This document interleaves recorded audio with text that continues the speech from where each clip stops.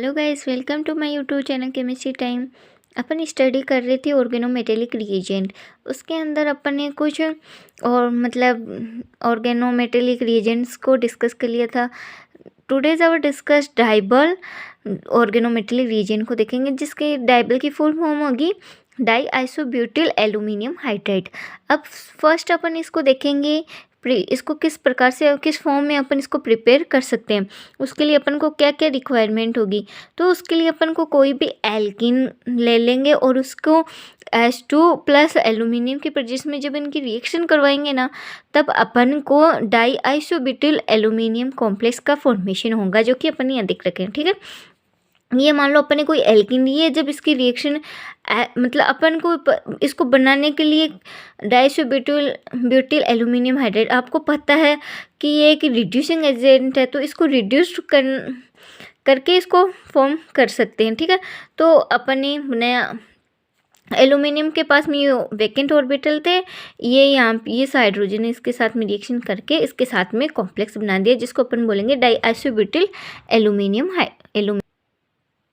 फिर जब अपन इस डाई आइसोब्यूटिल एल्यूमिनियम को हीट करते हैं ना, हीट करने पर ये इसका हाइड्रेशन हो जाता है। हीट को अपन को पता है, उसके अंदर जो वो वाष्प होती है उसके साथ में हाइड्राइड होकर ये किसका फॉर्मेशन कर लेगा, डाई आइसोब्यूटिल एल्यूमिनियम का फॉर्मेशन कर लेगा। ओके, उससे एक एल्किल ग्रुप वाला ये बाहर निकल जाए। उसके अंदर डाइनिसोर, उसके पास ट्राई आइसोब्यूटिल एल्यूमिनियम था वो। ठीक है, फिर अपन देखते हैं इसकी केमिकल रिएक्शन।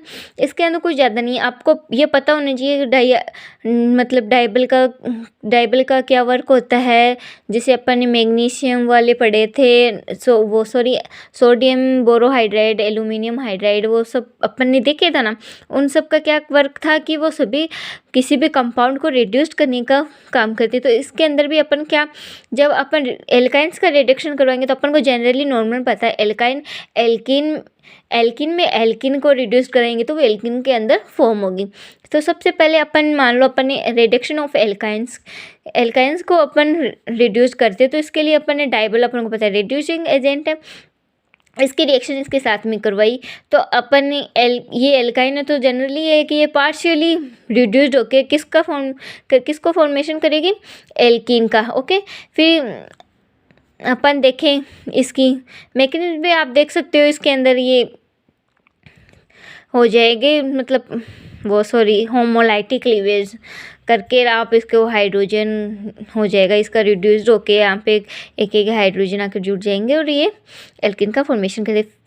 वैसे सेम इसके अंदर होगा, ये कोई बेंजीन रिंग है इसके अंदर, मतलब अपन देख रहे हैं यहाँ पे बॉन्ड है यहाँ पे, तो ये इसका रिड्यूस करके डबल बॉन्ड के अंदर कर देगा। फिर अपन किसी भी एस्टर या इलेक्ट्रॉन, उसके लिए अपन मतलब टेम्परेचर लेते हैं। ओके, टेम्परेचर अगर अपने पास एकदम लो हो ना, तो वो एल्डिहाइड के अंदर फॉर्मेशन होगा। अगर अपन हाई टेम्परेचर लेंगे, तो वो इसको एल्कोहल के अंदर कन्वर्ट कर देगा इजीली। ओके, अब यहाँ पे अपन देखते हैं कि अपन यहाँ पे टेम्परेचर क्या लिखा है, लो है, माइनस में टेम्परेचर लिए, तो इससे क्या होगा कि OR तो बाहर निकल जाएगा। जब इसके H2 के साथ में रिएक्शन होगा, तो H2OR ये तो बाहर निकल जाएगा और यहाँ पे हाइड्रोजन आकर जुड़ जाएगा, क्योंकि इसके ऊपर नेगेटिव चार्ज आ जाएगा। ओके,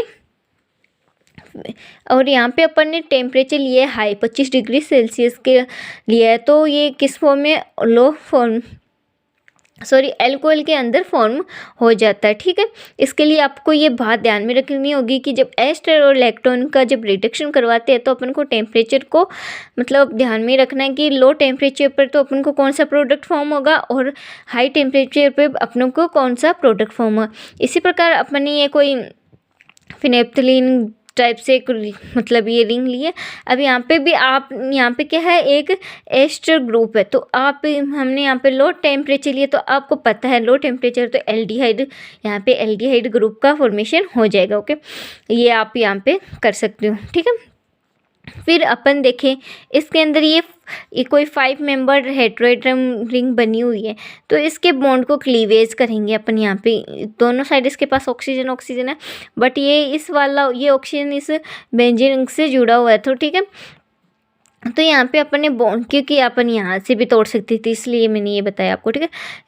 बॉन्ड तोड़ा तो अभी आप इसका रिडक्शन करोगे तो इस ये ऑक्सीजन भी रिड्यूस हो जाएगा और ये वाला भी होके अपन को ये फॉर्म हो जाएगा, ठीक है। अब आप सोच रहे होंगे ये कहाँ से आए, ठीक है। तो आपने यहाँ से रिंग तोड़ा, ठीक है।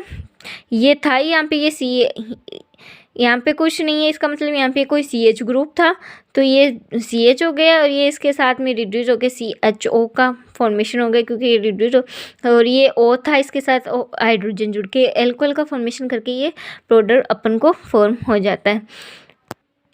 फिर अपन कोई भी रिडक्शन ऑफ नाइट्राइल्स देखते हैं। रिडक्शन ऑफ नाइट्राइल्स के अंदर अपने मान लो कोई भी आप मतलब